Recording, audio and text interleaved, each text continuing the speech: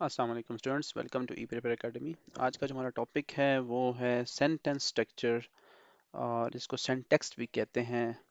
और इसमें हम different sentence structure on the basis of structure function different चीज़ें डिस्कस करेंगे, डिफरेंट कॉन्सेप्ट डिस्कस करेंगे।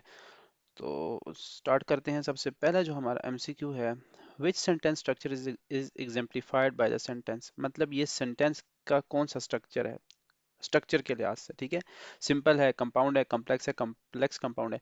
हर एक को डिटेल के साथ डिस्कस करेंगे। अभी ये जो कौन सा है तो वो हम डिस्कस करते हैं। Although it was raining we went for work, दो क्लासेस हैं इसमें, एक डिपेंडेंट क्लास है, एक इनडिपेंडेंट क्लास है। यहाँ से यहाँ तक, यहाँ से यहाँ तक, ये सारी दो क्लासेस हैं। इसमें ये डिपेंडेंट क्लास है, इस पे डिपेंड कर रही है, और ये इंडिपेंडेंट क्लास है। और हमें पता है ये सबऑर्डिनेट कंजंक्शन आल्दो से स्टार्ट हो रही है। जो क्लास आल्दो से स्टार्ट हो मींस सबऑर्डिनेट कंजंक्शन से स्टार्ट हो, मींस वो सबऑर्डिनेट क्लास हो और वो डिपेंड कर रही हो इंडिपेंडेंट क्लास पे, तो वो कौन सा सेंटेंस होता है? वो कॉम्प्लेक्स सेंटेंस होता है।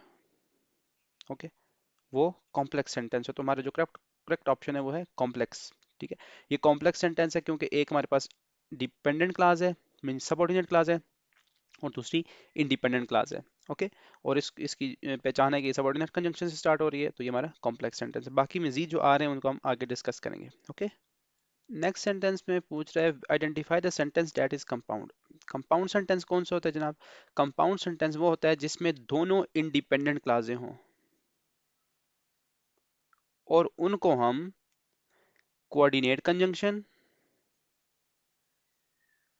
कोरिलेटिव कंजंक्शन या सेमी कॉलन से आपस में जोड़ते हैं। ठीक है, तो वो हमारे पास होता है कंपाउंड सेंटेंस। तो इनमें से देखते हैं कौन सा कंपाउंड सेंटेंस है।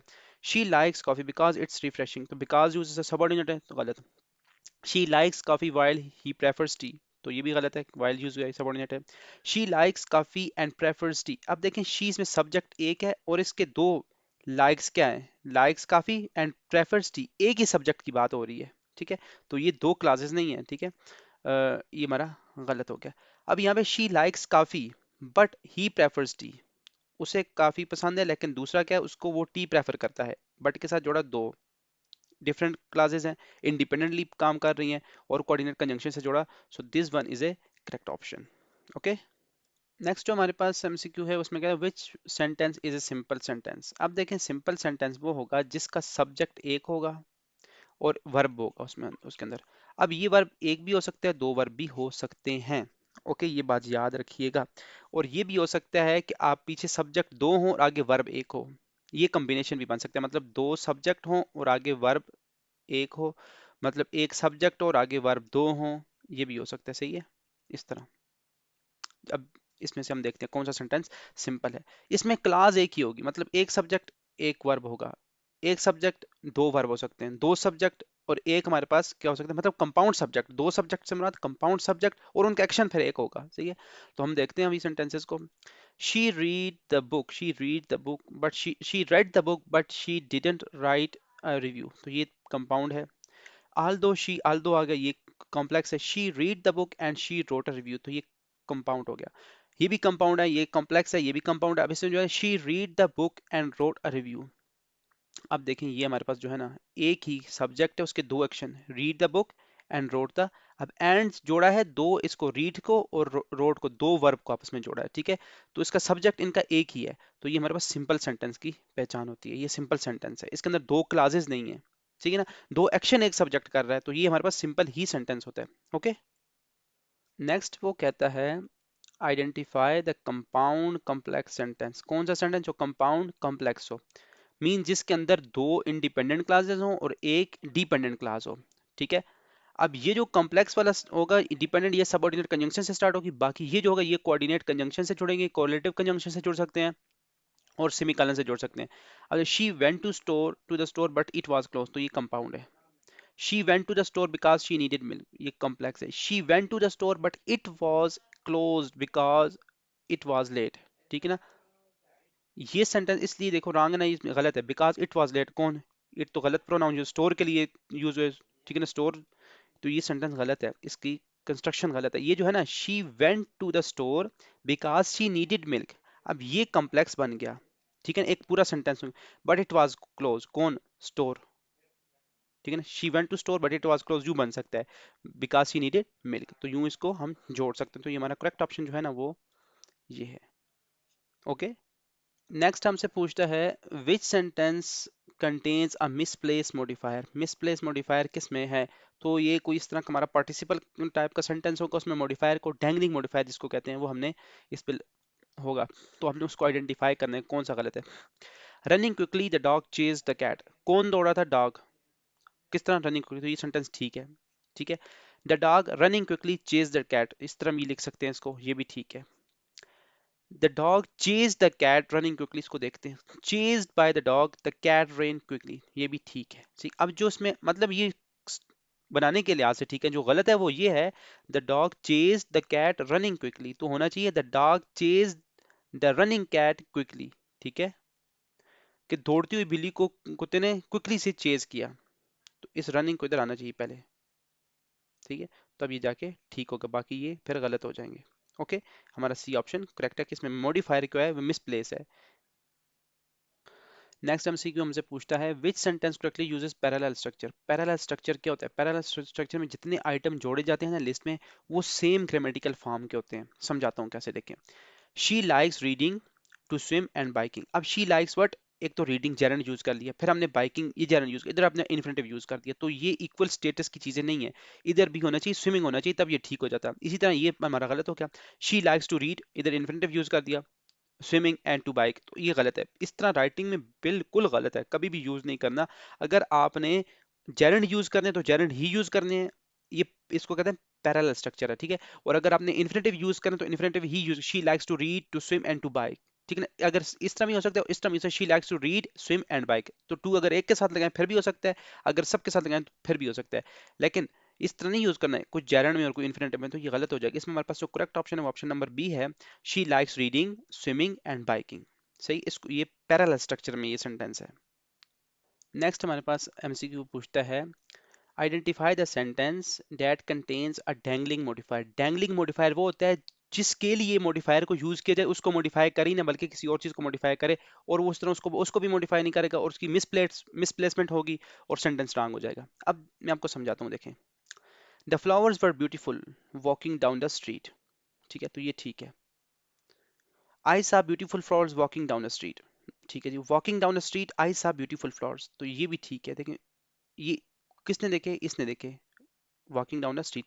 अब जो गलत है वो इसमें देखिए, walking down the street the flowers were beautiful, तो ये किसको मॉडिफाई कर रहा है, ये बिल्कुल अलग पार्ट लग रहा है, नेक्स्ट वाला अलग पार्ट लग रहा है, इनमें कोई मतलब कोई एग्जिस्टेंस ही नहीं है, इनमें कोई मुनासबत ही नहीं बन रही, इसका सब्जेक्ट ही नहीं है जिसको ये मॉडिफाई करे, ये फ्लावर्स को तो मॉडिफाई कर ही नहीं सकता। देखें, dangling modifier walking down the street जो है ना ये डैंगलिंग है, because it doesn't logically modify the subject flowers, flowers को ये कर ही नहीं सकता।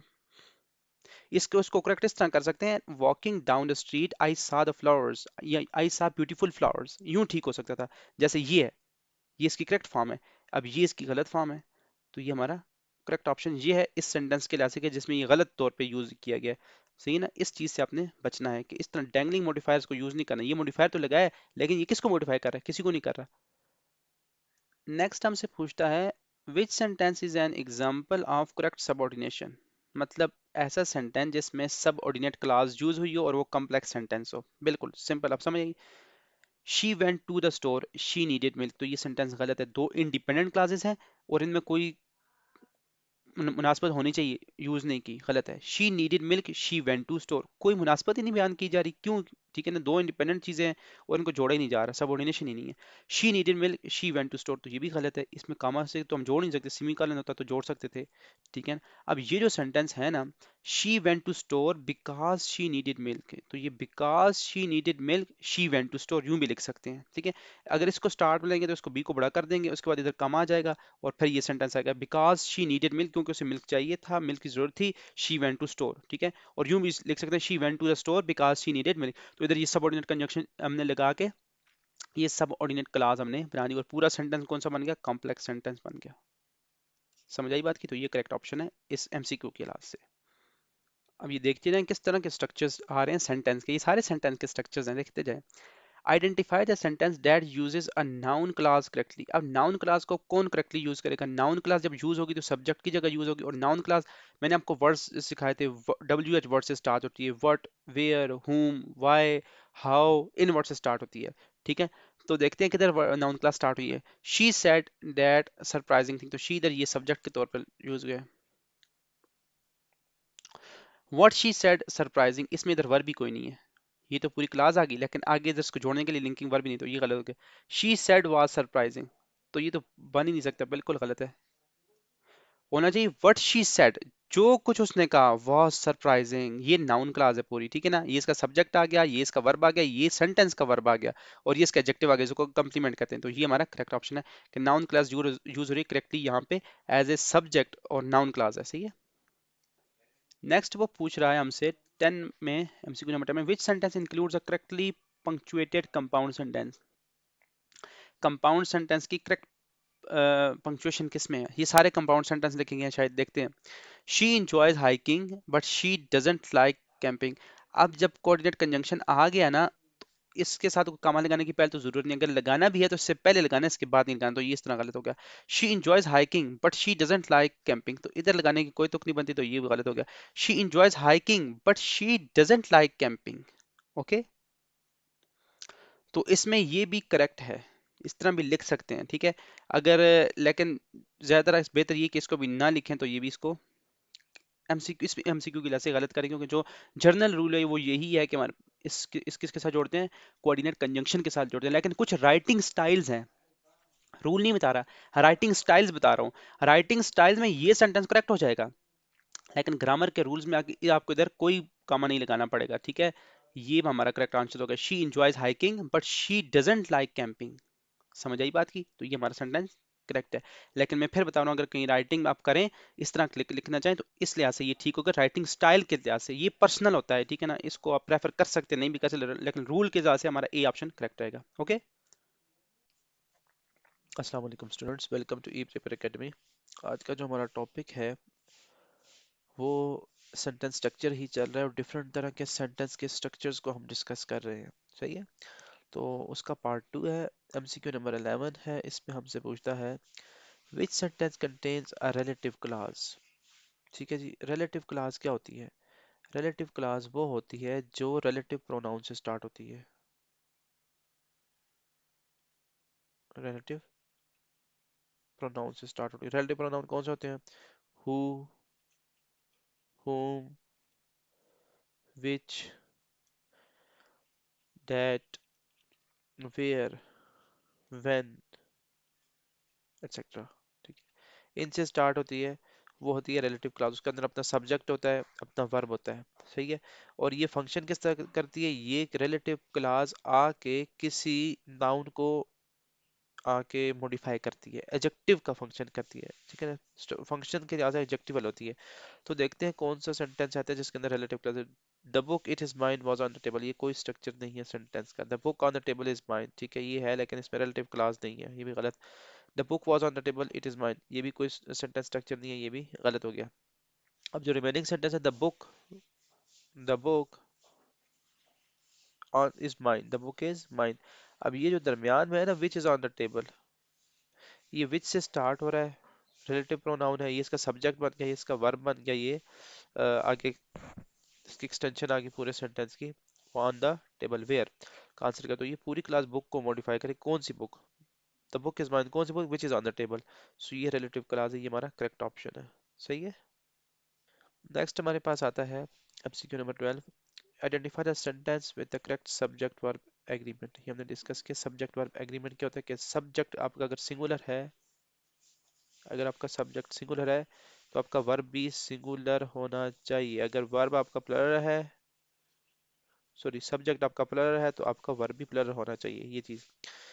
अब इसमें हमारे पास पहला sentence, each of the students are having book. जब ईच आ गया ना, ईच हमारे पास ऐसा प्रोनाउन है, ये सिंगुलर यूज होता है, इसके साथ जो हमारा वर्ब होता है वो सिंगुलर होता है, तो ये गलत हो गया। Each of the student have, ये भी सिंगुलर वर्ब नहीं है, गलत। Each of the students have, ये भी गलत है, ठीक है। अब यहाँ पे ईच ऑफ द स्टूडेंट्स, हर एक स्टूडेंट, जब हर एक की बात, तो हैज अ बुक, हर एक स्टूडेंट के पास किताब है, तो ये हमारा करेक्ट ऑप्शन है। Each of the students has a book, हर एक की बात हो रही है, डिस्ट्रीब्यूटिव है ना नेचर में, तो डिस्ट्रीब्यूट करके बता रहे, each of the student has a book.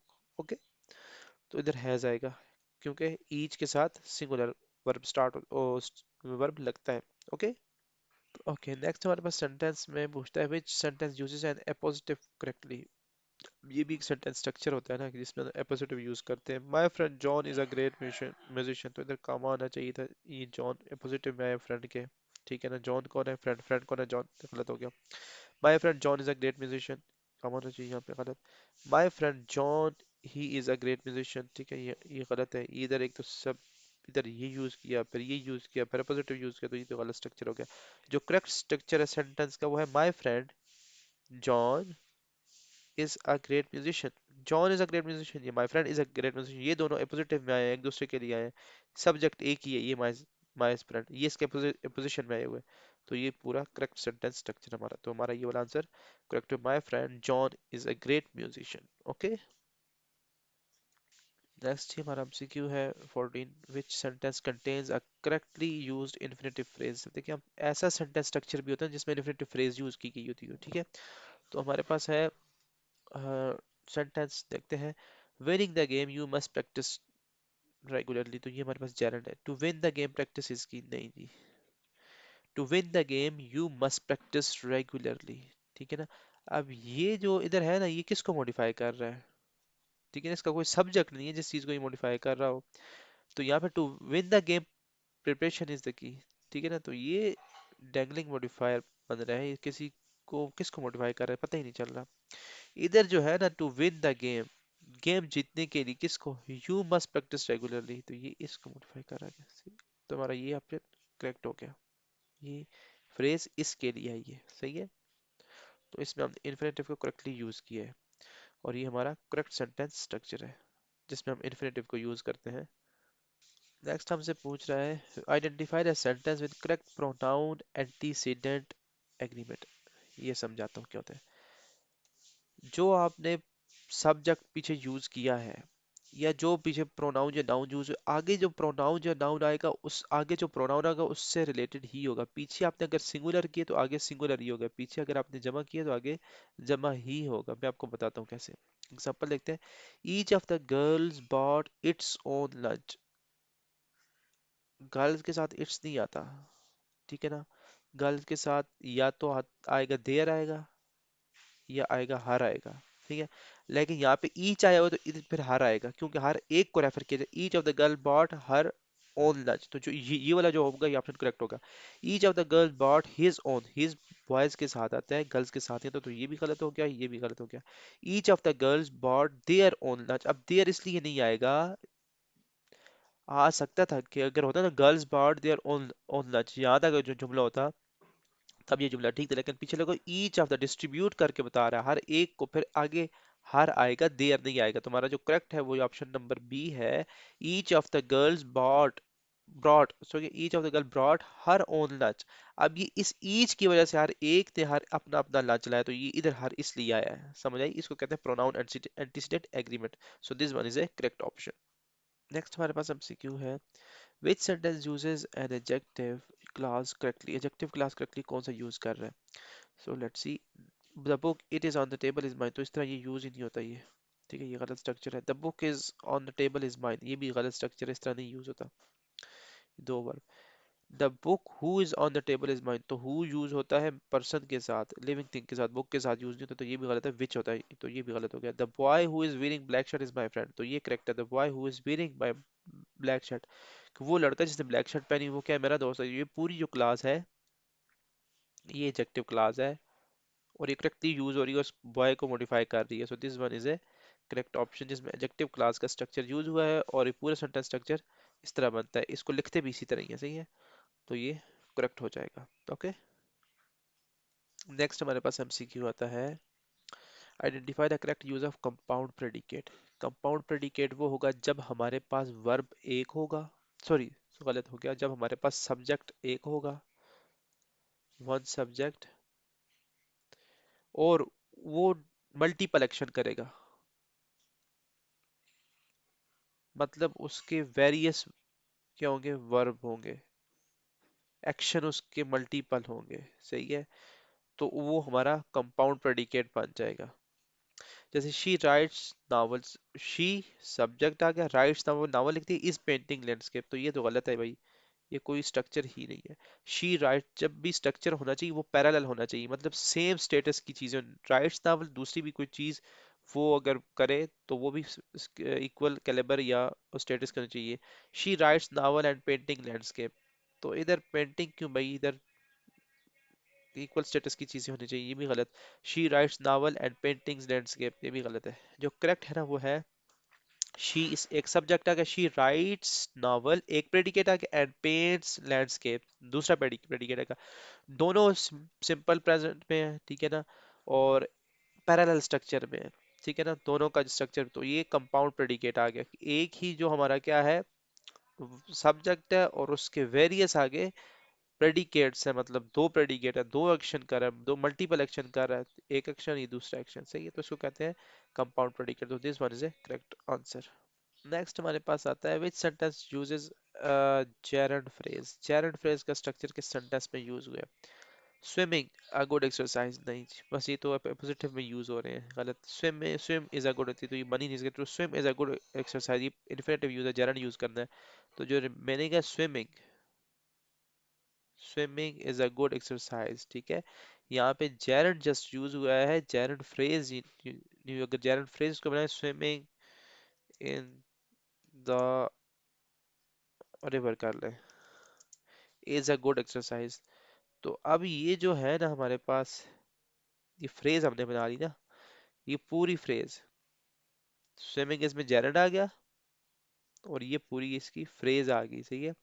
तो ये पूरी फ्रेज सब्जेक्ट के तौर पे यूज हो रही है, swimming in the river is a good exercise, तो ये हमारा करेक्ट ऑप्शन हो गया कि जिसमें जेरंड फ्रेज यूज हुई है एज ए सब्जेक्ट, मतलब नाउन का फंक्शन कर रही है, और इस सेंटेंस स्ट्रक्चर में जो हमारे पास क्या है, जेरंड यूज हुआ है। समझ आई बात की।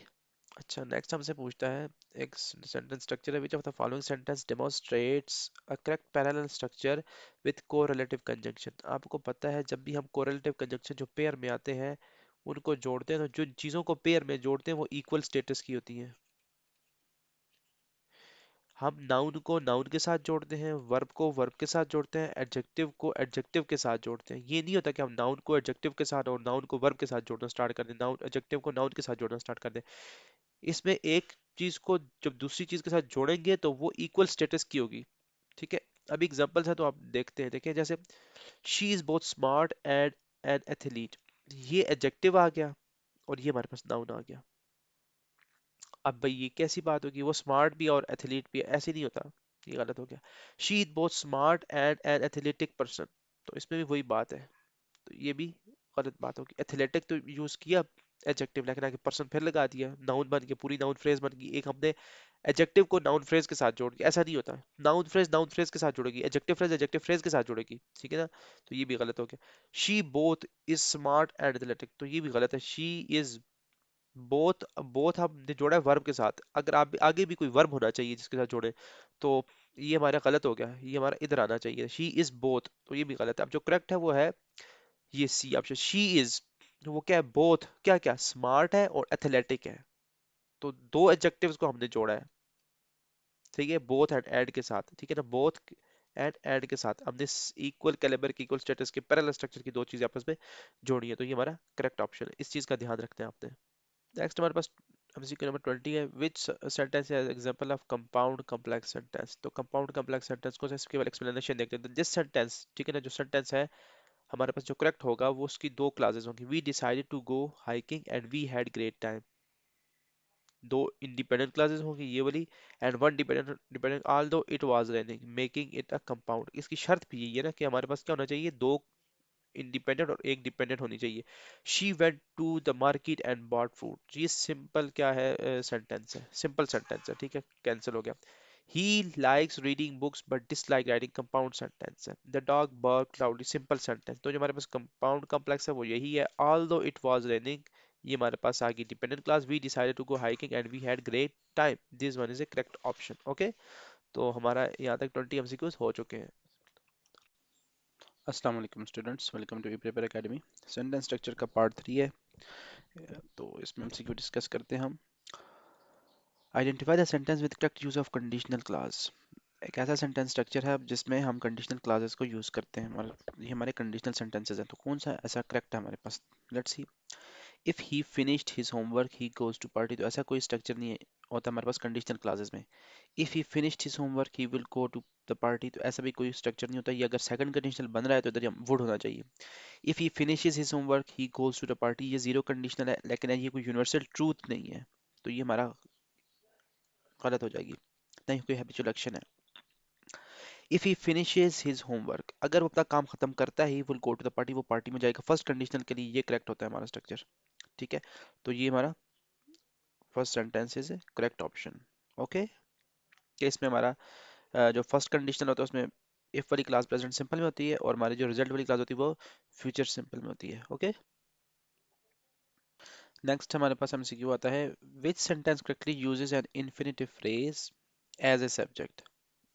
अब इन्फिनेटिव का फंक्शन आपको पता है ना, नाउन का फंक्शन होता है इसका, एडजेक्टिव का फंक्शन होता है इसका, और एडवर्ब का फंक्शन होता है इसका।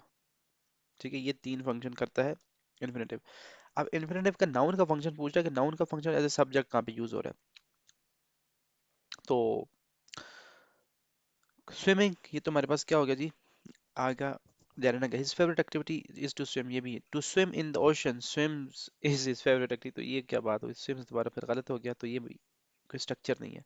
अब हमारे पास जो करेक्ट ऑप्शन है वो ए ऑप्शन है, to swim in the ocean, समुंदर में तैरना की एक्टिविटी का नाम इज है, हिज फेवरेट एक्टिविटी, उसकी पसंदीदा एक्टिविटी। तो ये हमारा जो है ना पूरी फ्रेज, ये इन्फिनेटिव फ्रेज है, इसमें ये इन्फिनेटिव आ गया, टू प्लस फर्स्ट फॉर्म आ गई, ये इसका एक्सटेंशन आ गई, और पूरी फ्रेज बन गई इन्फिनेटिव फ्रेज, सब्जेक्ट के तौर पे यूज हो रही है, और ये हमारा करेक्ट ऑप्शन हो गया। ओके, नेक्स्ट हमारे पास क्वेश्चन है, identify the sentence with correct subject verb inversion. ठीक है, ये एक स्ट्रक्चर होता है सेंटेंस का, तो इसमें क्या बात होती है, एक्सप्लेनेशन देखते हैं। Inverted words order is used correctly here for emphasis, emphasis के लिए यूज किया जाता है with the adverb rarely at the beginning.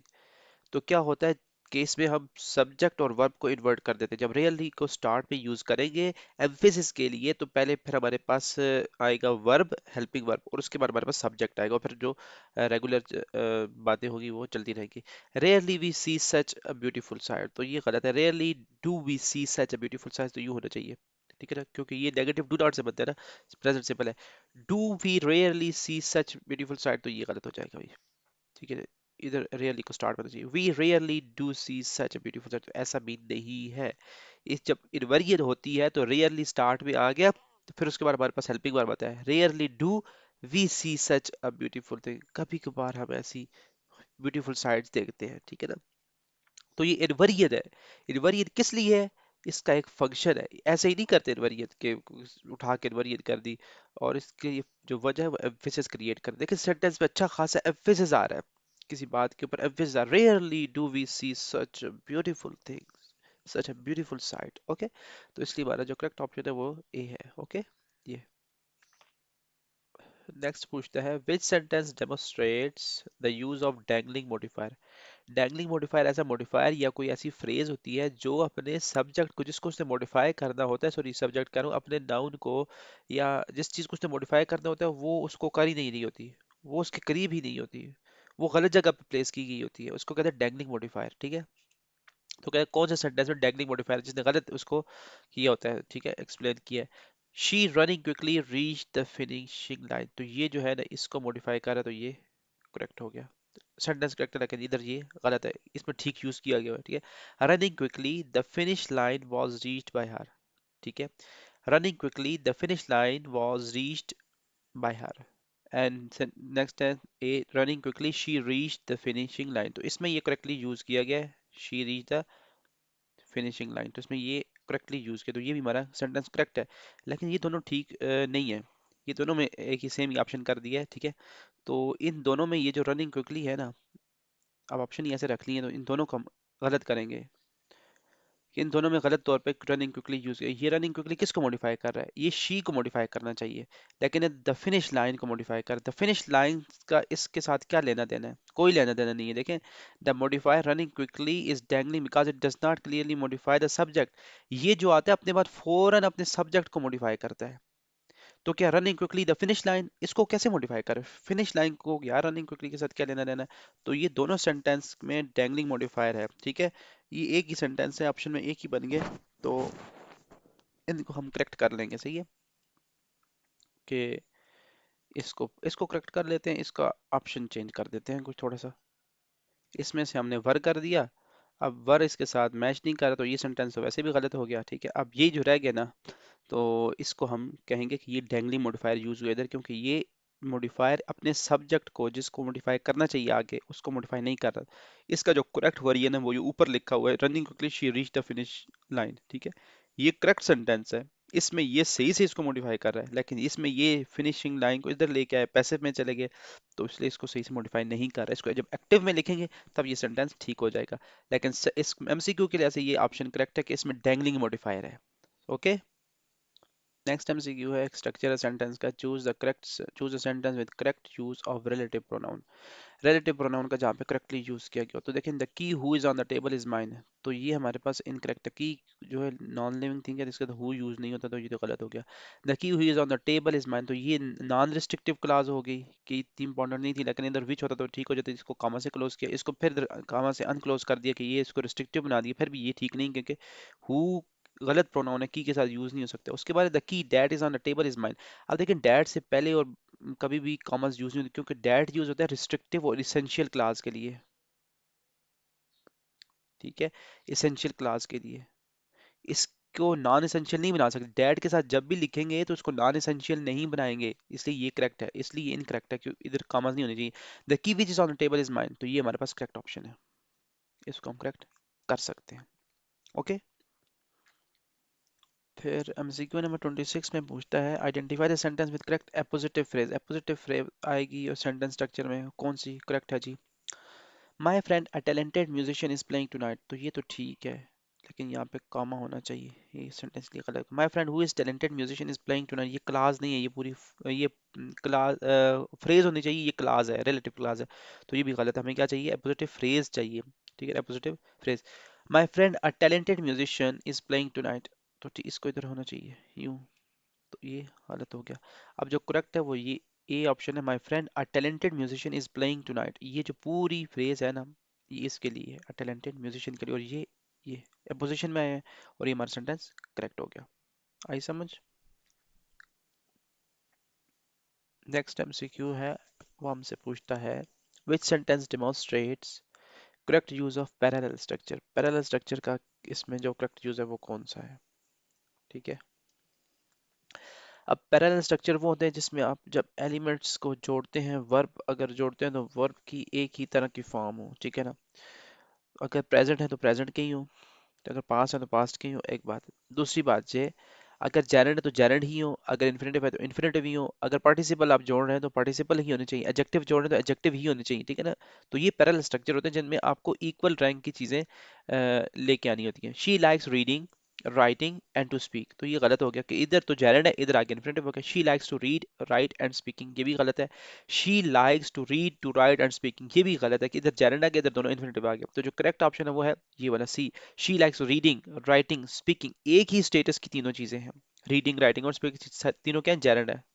तो ये पैरेलल स्ट्रक्चर होता है, इसलिए हमारे पास ये करेक्ट आंसर है। ओके, अच्छा नेक्स्ट हम देखते हैं क्या है, which sentence uses the correct word order for an interrogative sentence. Interrogative भी पढ़ते हैं, इंटरोगेटिव भी पढ़ते हैं, जो आप पढ़ें जी, आपकी मर्जी। अब देखें, on the basis of function, start में हमने पढ़ा था on the basis of structure, on the basis of function हमारे पास सेंटेंस की 5 टाइप्स होती हैं। कितनी? 5। पहले को कहते हैं असर्टिव, या इसको डिक्लेरेटिव भी कहते हैं, जिनमें हमारे पॉजिटिव और नेगेटिव सेंटेंसेस होते हैं। दूसरा हमारे पास होते हैं इंपेरेटिव, जो हमारे वर्ब से स्टार्ट होते हैं और ऑब्जेक्ट लेते हैं, जैसे ओपन द डोर, इसमें हमारे पास कोई ऑर्डर दिया जाता है, कुछ सजेशन दी जाती है, ठीक है ना। तीसरे हमारे पास इंट्रोगेटिव होते हैं, जो क्वेश्चन पूछते हैं, ठीक है ना, चाहे वो हेल्पिंग वर्ब से क्वेश्चन बने हो, चाहे वो डब्ल्यूएच फैमिली के क्वेश्चन हो। नंबर 4 हमारे पास होते हैं इंट्रोगेटिव भी हो गए, इंपेरेटिव और exclamatory. What a beautiful day,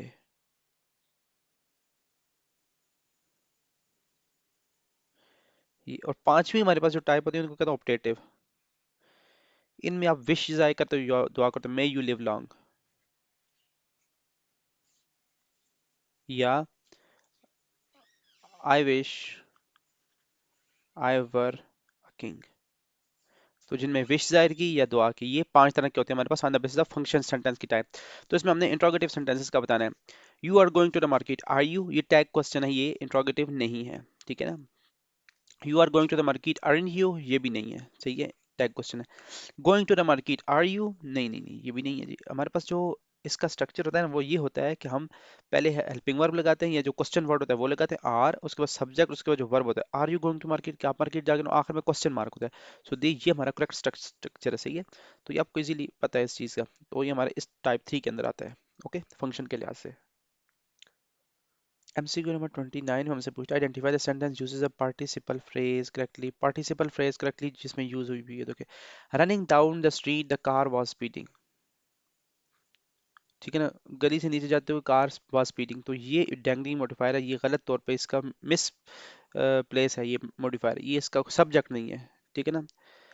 running down the street speeding was the car, ये भी गलत स्ट्रक्चर है भाई, the car running down the street speeding, ये भी इसका कोई हेल्पिंग वर्ब भी नहीं, गलत हो गया, ये स्ट्रक्चर ही नहीं है इसके सेंटेंस के।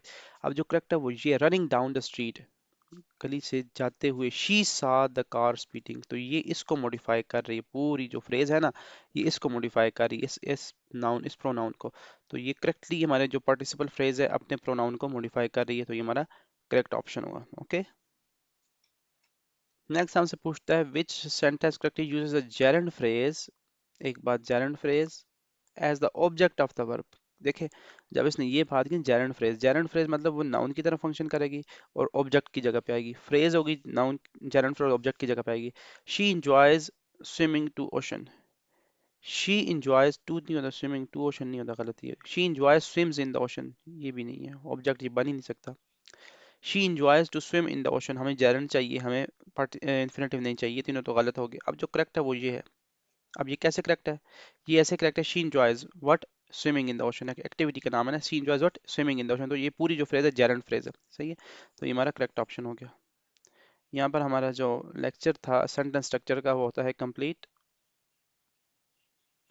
डिफरेंट तरह के सेंटेंस स्ट्रक्चर बहुत ज़्यादा हैं और भी, लेकिन इसमें हमने जितने हो सकते थे पॉसिबली वो हमने डिस्कस किए। कोई भी क्वेश्चन हो आपका पूछ सकते हैं। अस्सलाम वालेकुम रहमतुल्लाहि व बरकातुहू।